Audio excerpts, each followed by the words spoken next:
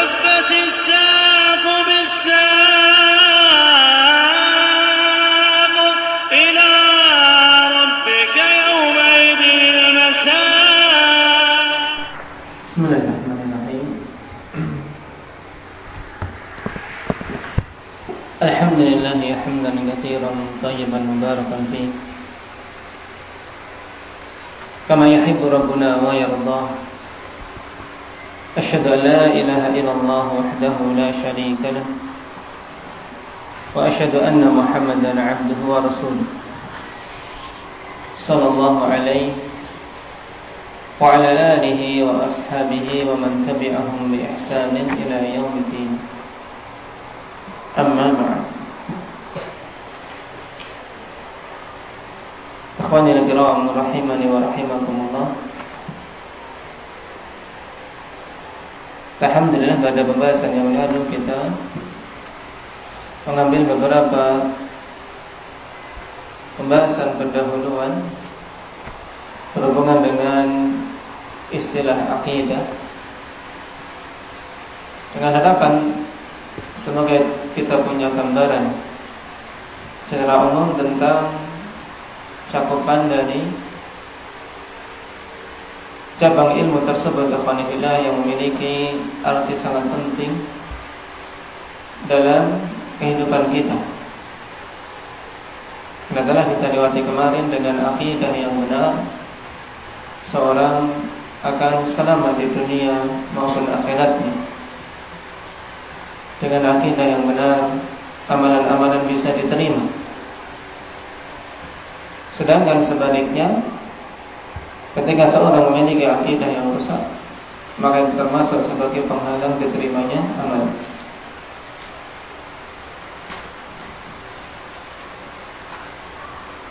Walaupun banyak, karena Allah Subhanahu wa ta'ala tidak menerima amalan kecuali dari seorang mukmin mukhlis, seorang yang beriman dan ikhlas dalam amalannya.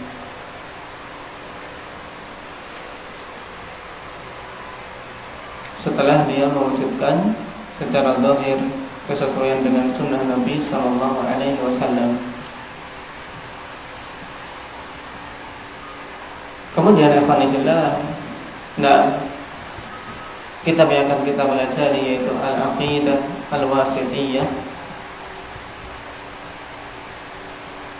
Yang kitab ini termasuk kitab fenomenal. Mulai semenjak zaman Syekh mengarangnya, ikhwanillah, kemudian beberapa tahun setelahnya, yang kemudian tersebar ke berbagai penjuru, dan Syekhul Islam rahimahullah ta'ala berdialog dengan firqah-firqah yang lain, atau yang lebih tepat berdialog dengan mereka-mereka yang memusuhi dakwah beliau dengan kitab tersebut. Dan sering beliau mengihalah, yaitu mengkaitkan hubungan pembahasan yang beliau sampaikan dalam munadharah beliau, dalam dialog beliau tersebut dengan perkara yang telah ditulis dalam kitab ini. Sehingga alhamdulillah diharapkan sambil kita belajar, antum juga menghafal, dihafal matannya. Karena dengan menghafal matan, seorang talib akan kuat dalam memahami faedah-faedah dan materi yang akan dipelajari. Dan alhamdulillah, isi dari matan ini tidak keluar dari kalam Allah dan kalam Rasulnya, kemudian juga athar, serta kalam-kalam beliau yang singkat tapi kokoh. Sehingga pantas untuk para talabatul ilm menjadikannya sebagai sebagai matan pokok dalam pembahasan akidah asma wa sifat. Kenapa? Karena terkumpulnya banyak dalil-dalil dari Al-Quran maupun As-Sunnah berhubungan dengan sifat-sifat Allah Subhanahu wa ta'ala dalam kitab ini.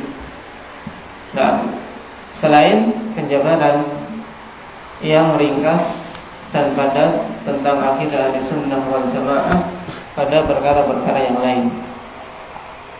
Nah, sebagaimana kita ketahui bahwasanya risalah ini dikarang oleh Syekhul Islam Ibnu Taimiyah rahimahullah taala, dan butuh untuk kita sekilas membahas tentang biografi pengarang, untuk kita mengambil ibrah darinya, juga semakin bersemangat dalam mempelajari kitab yang ditulis olehnya. Kenapa? Dikarenakan mengetahui keadaan muallif, keadaan pengarang suatu kitab itu penting sebelum kita membaca kitabnya.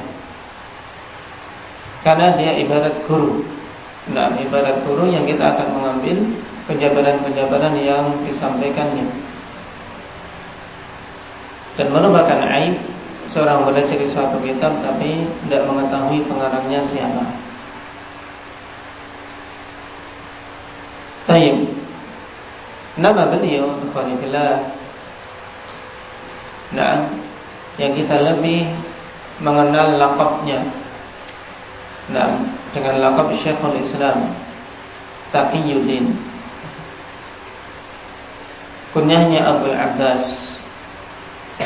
Adapun namanya Ahmad Ibnu Abdul Halim Ibni Abdissalam Ibni Abdillah Ibn al-Khadir Ibn Muhammad. Ketinggalan namanya Ahmad Ibnu Abdul Halim Ibni Abdissalam. Baik, minimal sampai di sini. Ya, Ahmad Ibnu Abdul Halim Ibni Abdissalam Ibni Taimiyah Al-Harrani, biar tidak terlalu panjang. Nah,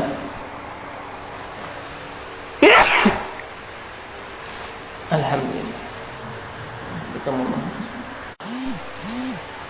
Siapa tadi? Namanya Oke.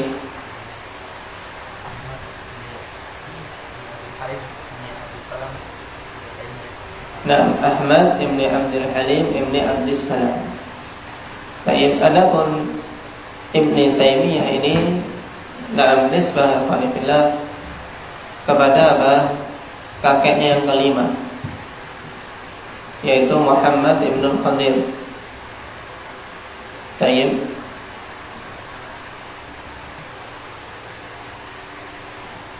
Jadi nisbah Taimiyah kepada kakek yang kelima, yaitu Muhammad Ibnu Khadir.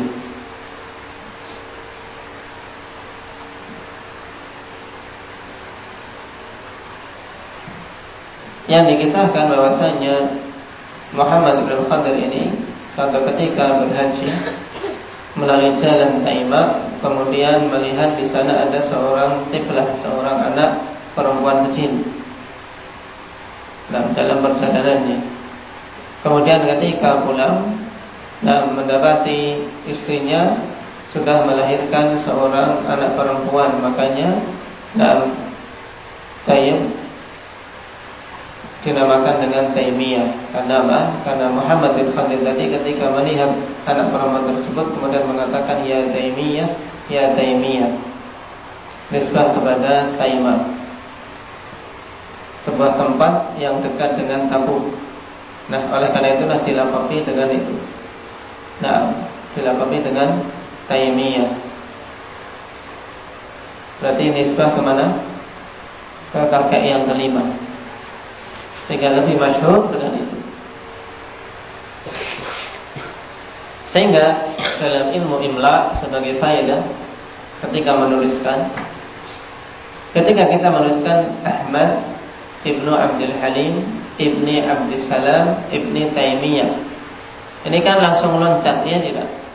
Tidak langsung, karena Taimiyah ini adalah kakek yang kelima, maka dituliskan alif padanya. Sedangkan Ahmad Ibnu Abdul Halim tidak ada alifnya. Kemudian Ibni Abdissalam, tidak ada alifnya. Baru Ibni Taimiyah dikasih alif. Kenapa? Karena di situ bukan nisbah anak secara langsung. Paham? Baik. Ini faedah dalam ilmu imla. Sebagaimana pula seorang ketika menyebutkan tanpa nama, misalnya Syekhul Islam Ibnu Taimiyah, maka harus ada alifnya. Ibnu Taimiyah, tidak boleh cuma ba nun saja. Baik. Ini dari sisi nama. Adapun kelahiran, beliau dilahirkan pada hari Senin tanggal 10 bulan Rabiul Awal tahun 661 di daerah Harran di negeri Syam. Hari Senin 10 Rabiul Awal tahun 661 di daerah yang namanya Harran. Makanya beliau juga dikenal dengan apa? Syekhul Islam Ahmad ibn Abdul Halim ibn Abdissalam Al-Harrani. Kenapa? Karena dia tinggal di daerah Harran, suatu tempat di negeri Syam. Dan keluarga Syekhul Islam adalah keluarga yang dikenal dengan ilmu dan agama. Kakeknya, siapa kakek Ibnu Taimiyah? Abdussalam, yang dikenal dengan Abul Barakat, dengan laqab Majduddin, termasuk apa? Termasuk tokoh besar di kalangan Hanabilah, yang memiliki kitab yang masyhur, judulnya apa? Kitab masyhur kalangan Abul Barakat Majduddin Ibnu Taimiyah. Makanya kalau antum melihat ada Ibnu Taimiyah banyak. Makanya sering dikumpulkan dengan apa? Alu Taimiyah, keluarga Taimiyah. Mereka adalah para ulama. Di antaranya yang paling tersohor adalah kakek Ibnu Taimiyah ini, yaitu Abul Barakat Abdussalam. Karangannya itu Al-Muntaqa min Akhbaril Mustafa. Kitab Al-Muntaqa min Akhbaril Mustafa, yang lebih dikenal dengan Muntaqal Akhbar, yang kemudian disyarah oleh Imam Asy-Syaukani dengan judul apa? Nailul Awtar. Pengetahuan tentang hal ini membuka wawasan kita tentang kitab-kitab rujukan. Jadi Nailul Awtar adalah syarah dari kitab yang dikarang oleh kakek Syekhul Islam Ibnu Taimiyah. Kemudian bapaknya Abdul Halim, laqabnya Syihabuddin. Beliau juga seorang masyayikh di zamannya, terutama di daerah tersebut. Dan Ibnu Taimiyah memiliki saudara laki-laki dengan kunyah Abu Muhammad. Dia juga dikenal mumpuni dalam mazhab Hanabilah. Jadi keluarga Syekhul Islam keluarga yang makmur dengan ilmu. Ini yang hendaknya kita usahakan untuk kita mewujudkan rumah tangga mewujudkan keluarga yang makmur dengan ilmu. Baik orang tua yang sudah mengenal dakwah, yang memiliki hafalan Al-Quran, berusaha untuk anak-anaknya lebih dari itu. Apalagi orang tua yang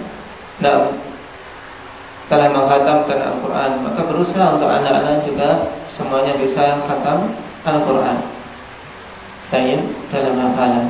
Ini minimalnya mengusahakan mereka menjadi pengemban Al-Quran, kemudian menjadi pengemban dakwah, sehingga keluarga dan rumah tangga makmur dengan ilmu dan agama. Adapun masyayikh beliau dikatakan oleh murid beliau Ibnu Abdul Hadi. Yang beliau ini Khalifillah Ibnu Abdul Hadi termasuk murid beliau yang menjabarkan biografi Syekhul Islam dengan penjabaran yang panjang lebar dalam kitab beliau Al-Uqudud Durriyah. Ini rujukan utama. Rujukan utama kalau ingin melihat biografi secara lengkap, kisah-kisah yang banyak tentang Syekhul Islam, bisa merujuk pada kitab ini Al-Uqud Ad-Durriyah. Beliau mengatakan wa syuyukhuhu alladhi sami'a minhum akthar min mi'atai syekh. Dan syekh-syekh yang beliau mendengar dari mereka itu lebih banyak daripada 200 syekh, 200 guru. Nah, sehingga banyak beliau mengambil ilmu dari mereka. Cuma hal yang perlu dipahami, para salaf ketika mengambil ilmu dari guru yang banyak bukan sekadar mereka mengambil mencicipi saja.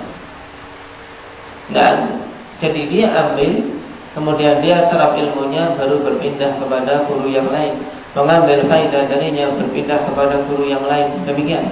Bukan sekadar berpindah dari sini mencicipi, dari sana mencicipi, dari sana lagi mencicipi.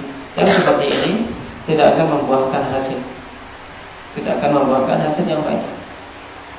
Nah, sehingga dari 200 syekh tersebut, ya beliau memang masing-masing mengambil istifadah secara apa? Secara sempurna. Di antaranya yang masyhur ikhwanillah yaitu Abu Muhammad Abdurrahman Ibnu Qudamah Al-Maqdisi. Kemudian juga Abdus Samad Ibnu Asakir Ad-Dimashqi.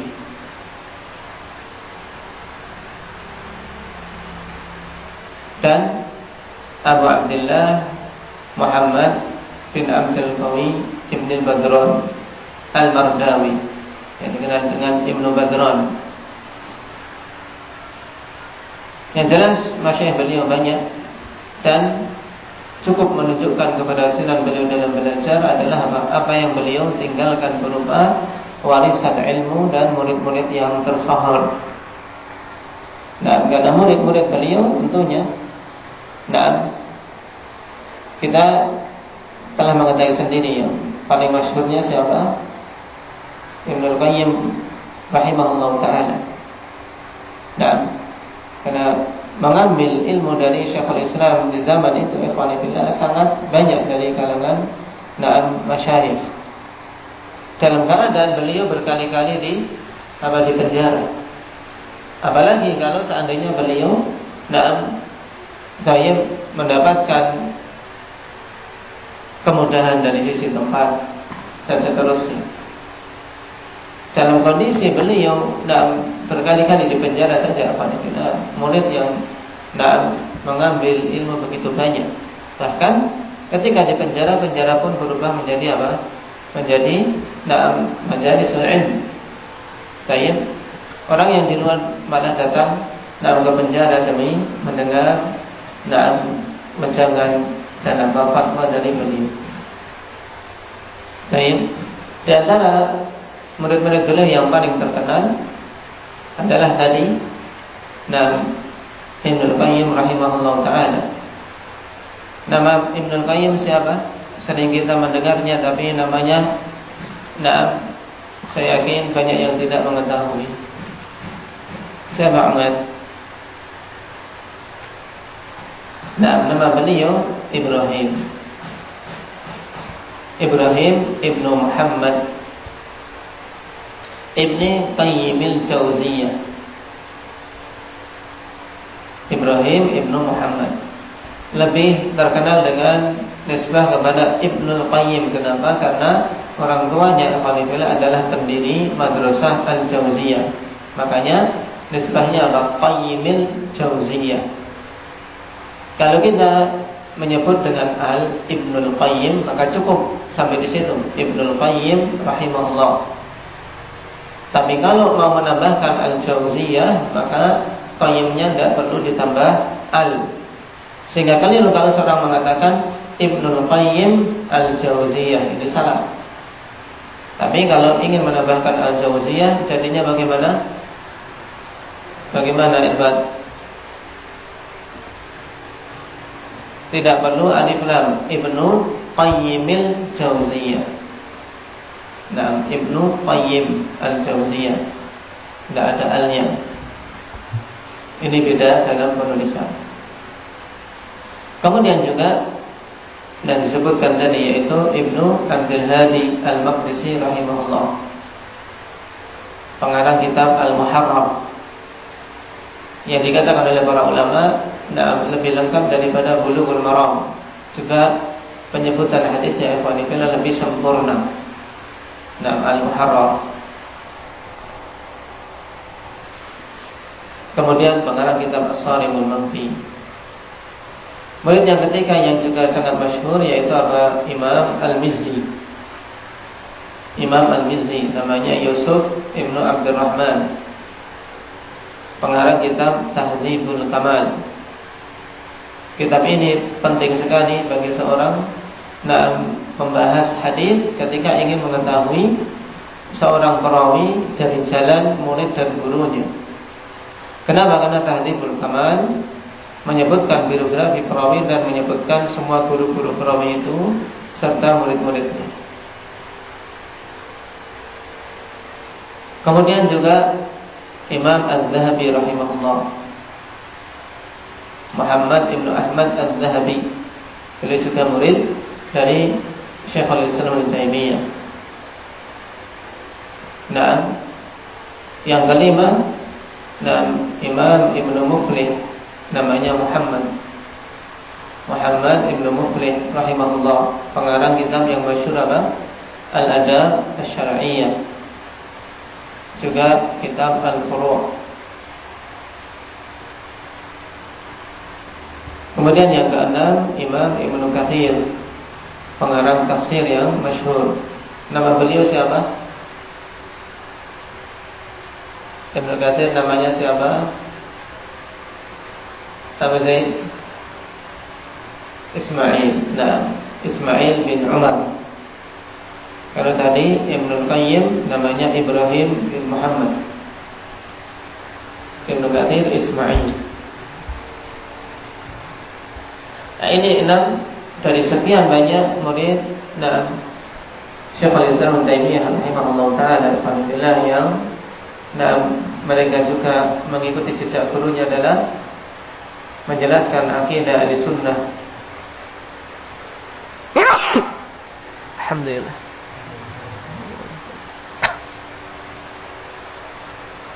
Dan dalam menyebarkan ilmu. Dari sisi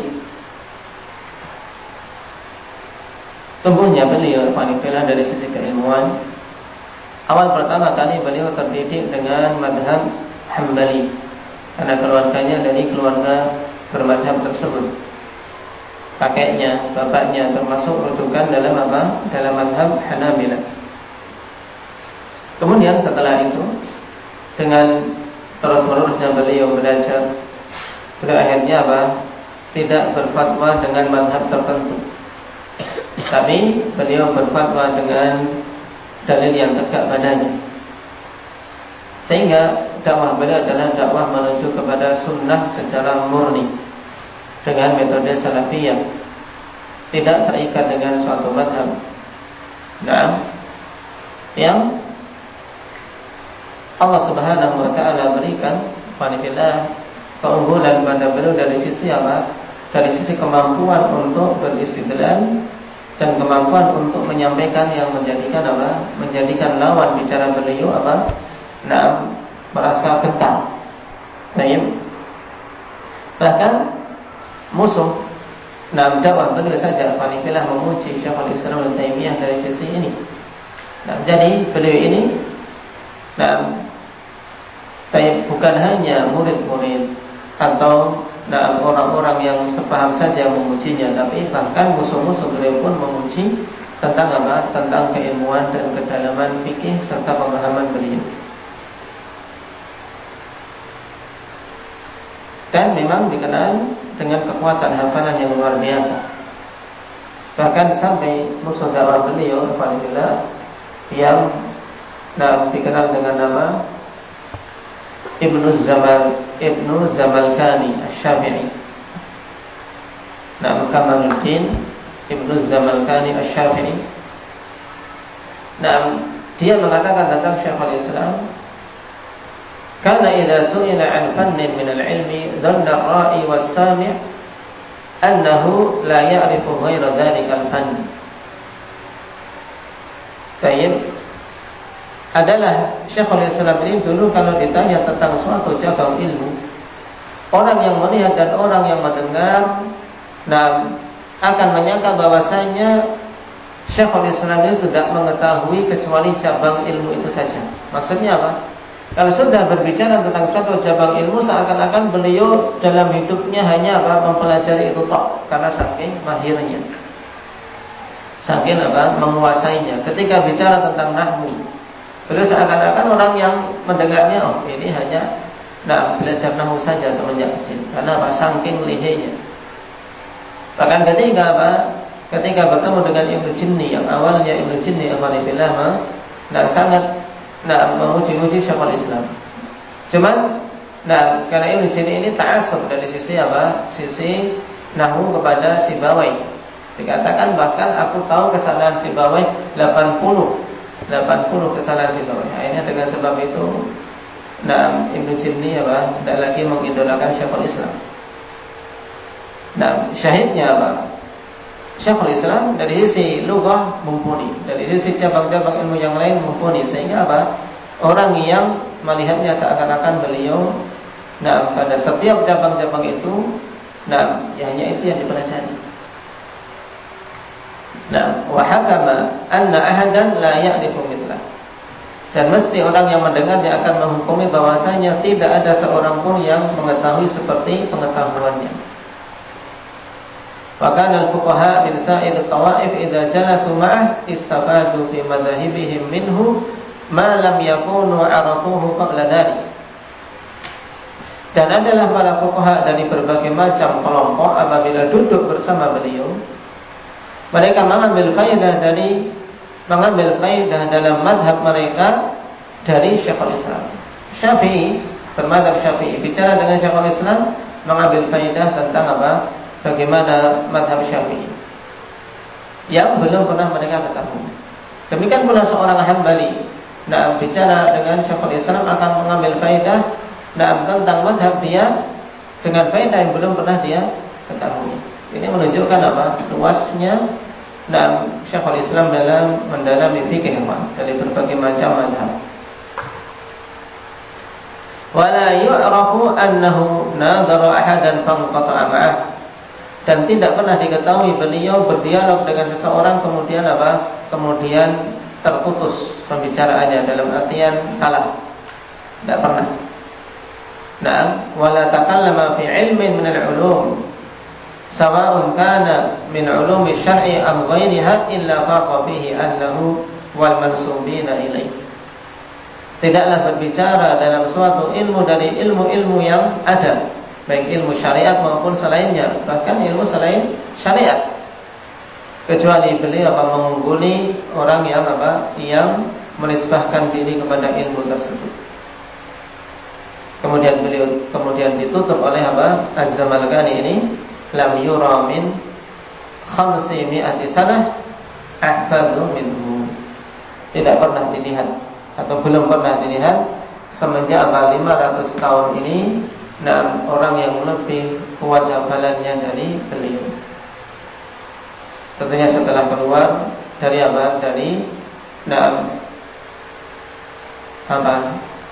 dari generasi terbaik tentunya. Karena Syekhul Islam Ibnu Taimiyah tadi dilahirkan tahun berapa? Tahun 600-an, sehingga beliau di abad ke-7. Di abad ke-7.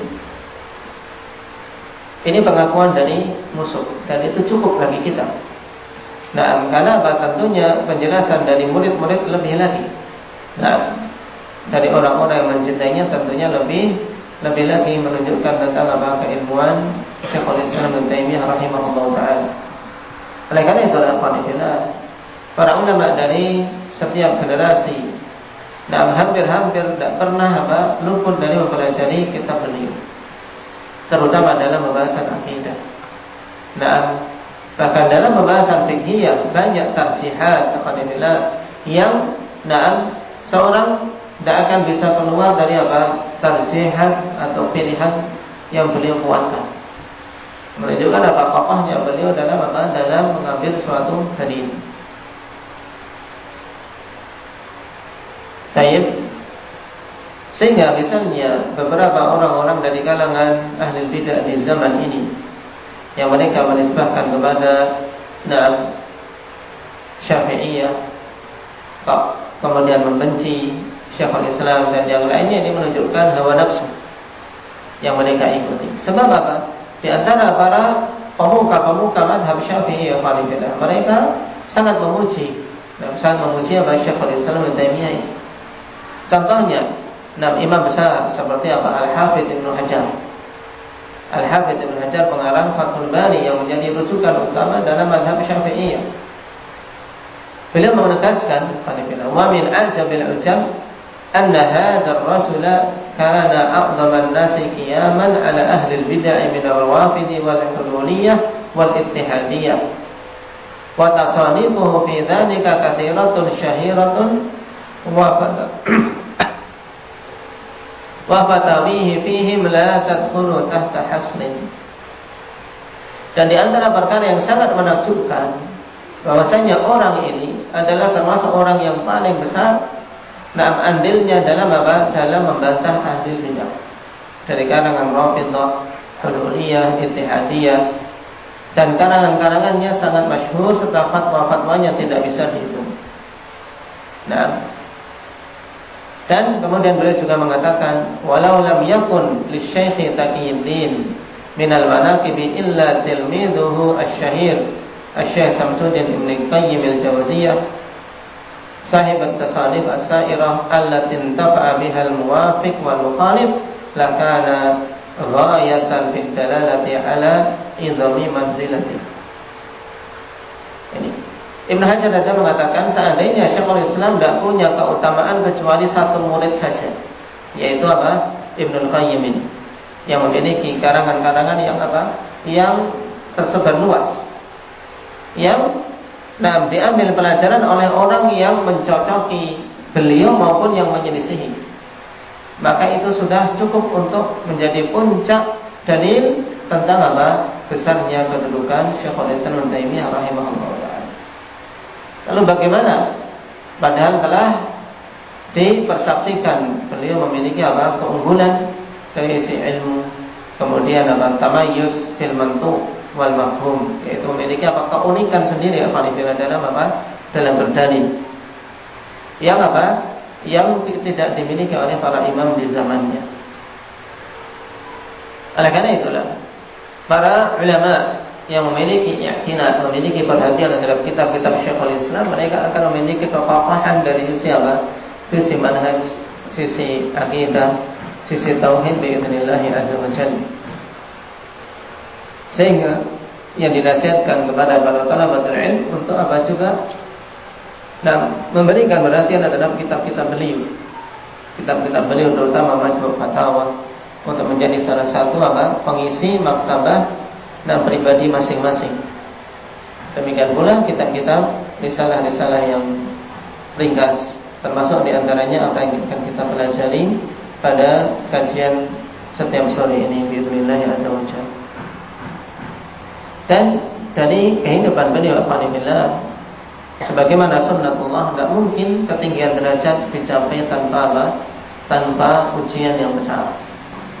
Jadi ujian beliau pun besar, baik tuduhan-tuduhan dusta maupun hasad dari para qadhi.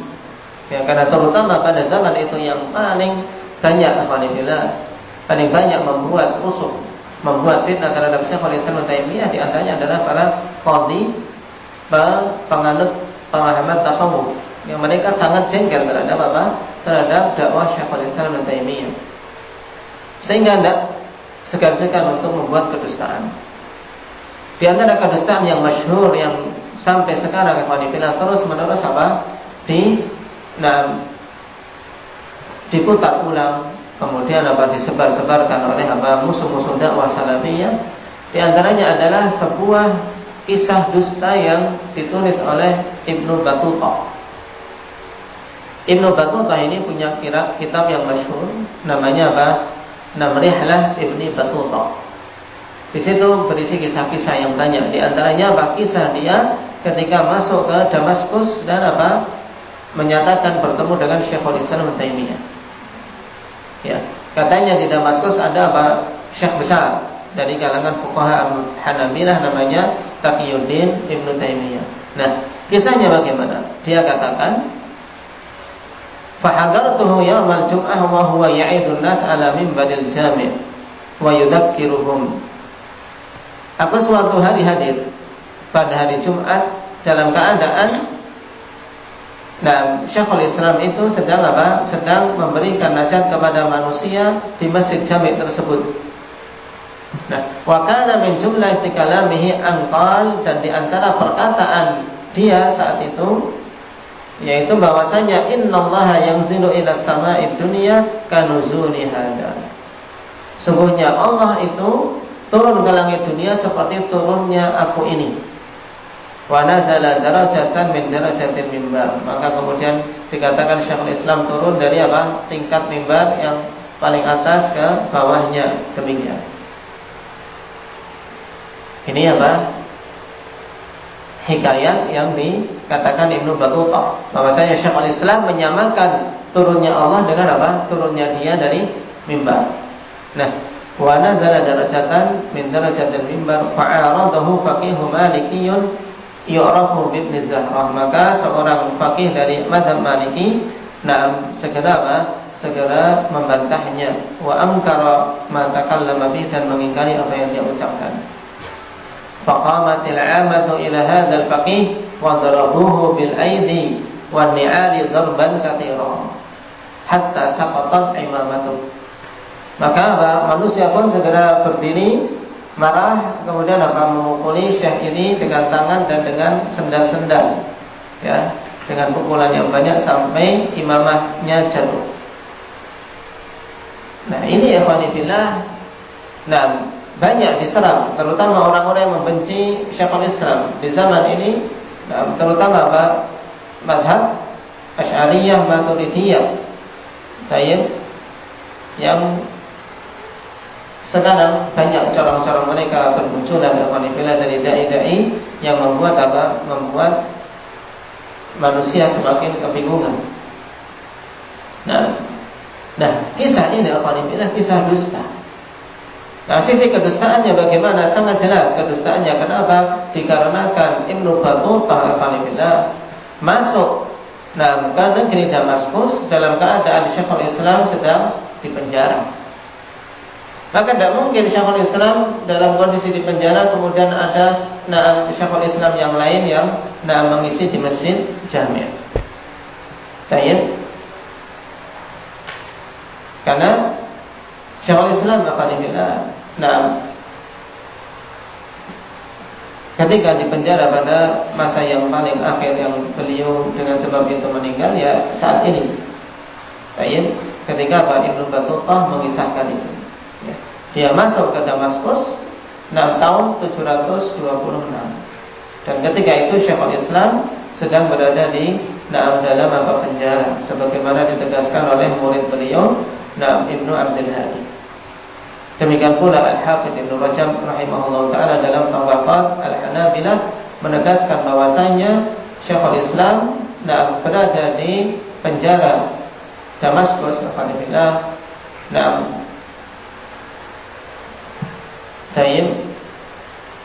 pada saat itu, yaitu mulai dari min Sya'ban sanah 26 sampai Dzulqa'dah sanah 28. Berarti dari bulan Sya'ban tahun 726 sampai 728. Ini bulan Sya'ban Syekhul Islam sudah masuk penjara. Dan Ibnu Battutah sampai ke Damaskus bulan Ramadan tahun 726, sehingga tidak ketemu. Ya, tidak akan ketemu dengan Syekhul Islam, apalagi beliau mengisi di Masjid Jami' Damaskus. Ini jawaban yang perlu diingat. Kapan saja mendapati kutipan-kutipan tersebut atau tuduhan dusta tersebut, bisa menjawabnya. Bahwasanya itu tuduhan dusta yang sangat jelas. Makanya sebagian imam menegaskan bahwasanya demikian itu cukup kita bantah dengan hadis Nabi sallallahu alaihi wasallam, "Idza lam tastahi fasna ma syi'ta." Jika engkau tidak malu, maka berbuatlah semaumu. Ujian yang banyak, alhamdulillah, yang kisahnya panjang. Baik itu munadharah beliau dengan para penyihir, dengan orang-orang sufiyah, dan bagaimana beliau memimpin pasukan kaum muslimin untuk melawan Tatar, dan keberanian beliau untuk untuk mencegah Raja Mesir menyerahkan kepemerintahan kepada Tatar dan seterusnya. Ini menunjukkan keberanian dan jihad yang luar biasa dari Syekhul Islam Ibnu Taimiyah rahimahullah taala. Sehingga dengan sebab itu banyak fitnah dan dihukum berkali-kali, dihukum berkali-kali, dan yang terakhir beliau wafat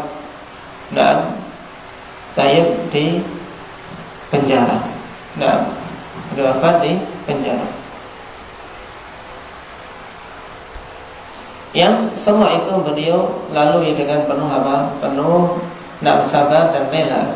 Bahkan kalimat yang masyhur dari beliau, "Ma yasna'u bi a'da'i," apa yang akan mereka melakukan terhadapku? Ya, musuh-musuhku mau melakukan apa terhadapku? Baik, ketika aku di penjara, penjara itu adalah khulwah. Untuk aku Aku menyendiri, bisa bermunajat pada Allah Subhanahu wa taala. Ketika aku diusir dari negeriku, itu adalah siyahah, yaitu tamasya, bisa pergi ke negeri-negeri yang lain. Jadi beliau gunakan semua yang telah Allah Subhanahu wa taala takdirkan dari waktu-waktu yang ada, tidak lepas dari Dari sabar dan syukur serta ilmu. Bahkan di penjara beliau menegaskan banyak mendapatkan faedah-faedah terutama berhubungan dengan ilmu Al-Quran, karena lebih konsentrasi di sana. Baik. Dan umur beliau ketika meninggal dalam umur 67 tahun. 67 tahun yang diisi kehidupan tersebut dengan dakwah, jihad, pengajaran, fatwa, mengarang, mendebat ahli bid'ah, dan membela manhaj salaf. Sampai-sampai tersibukkan dengan itu semua dari memikir untuk menikah. Bukan berarti beliau membenci sunnah untuk menikah, tapi dikarenakan kesibukan yang luar biasa sampai tidak terpikir untuk ke sana. Habis waktunya, tenaganya, pikirannya tercurah untuk dakwahin. Dzalika fadlullah yu'tihi man yasha. Makanya seorang kalau berpikir konsentrasi pada suatu perkara, sudah, jangan diganggu dengan hal-hal yang lain. Seorang ingin mempelajari agama Allah, ingin menghafal Al-Quran dan yang lainnya, sudah, konsentrasi. Baik, jangan pikirkan yang lain dulu. Rahimahullah ta'ala rahmatan wasi'ah. Dan di antara mubasyirat, kabar gembira yang menunjukkan kebaikan akhir hayat beliau, sebagaimana dalam kisah yang masyhur, beliau meninggal ketika membaca ayat di surat Al-Qamar, yaitu yaitu firman Allah Subhanahu wa taala, fi maq'adi sidqin inda inda malikin muqtadir. Ini sekilas tentang Syekhul Islam Ibnu Taimiyah. Adapun mengenai kitab ini, risalah yang singkat ini, yaitu Aqidah Wasithiyah, beliau sendiri menjelaskan, beliau tulis ikhwanillah dengan permintaan dari Qadhi Wasit. Dari Qadhi Wasit yang dikenal dengan Radiyuddin Al-Wasiti dari kalangan Syafi'iyah, yang mengeluhkan tentang penyebaran akidah yang dilakukan oleh Tatar, sehingga akidah rusak, tersebar, dan kejahilan mendominasi kaum muslimin saat itu. Yang minta untuk dituliskan Akhirnya Syekh Islam setelah menolak beberapa kali, tapi terus menerus diminta, akhirnya beliau menulis akidah tersebut. Nah, setelah asar, jadi menulisnya dari ba'dal asar sampai maghrib. Rujukannya bisa dilihat dalam Majmu' Fatawa jilid yang ketiga halaman 164. Di situ beliau menegaskan tentang kisah akidah wasitiyah. Dan penamaan akidah wasitiyah masyhur dikarenakan beliau sendiri alhamdulillah ketika dalam presentasi ibaratnya, ketika diminta oleh oleh para alim di zaman itu untuk menjelaskan tentang apa akidah itu. Nah, akhirnya beliau menegaskan untuk merujuk dengan istilah al-aqidah al-wasitiyah. Yang sebelum itu dikenal dengan istilah i'tiqadu firqatin najiyah, juga i'tiqadu firqah an-najiyah al-mansurah, dikarenakan awal dari kalimat beliau dalam risalah tersebut mengatakan demikian, yaitu hadza i'tiqadul firqatin najiyah al-mansurah ila qiyamis sa'ah. Baik. Barakallahu fikum. Ini sekilas tentang biografi beliau. Yang memang kepada kita tidak dipungkiri bahwasanya gelar Syekhul Islam itu pantas bagi beliau dan bukan merupakan gelar yang batil. Karena ada sebagian musuh dakwah yang mengatakan, siapa yang mengatakan Syekhul Islam dia telah kafir. Dan ini adalah jelas pendapat yang tidak ada landasannya. Karena maksudnya Syekhul Islam yaitu seorang syekh yang menjadi rujukan di dalam Islam. Barakallahu fikum. Walhamdulillahirabbil alamin. Subhanallah wa bihamdihi.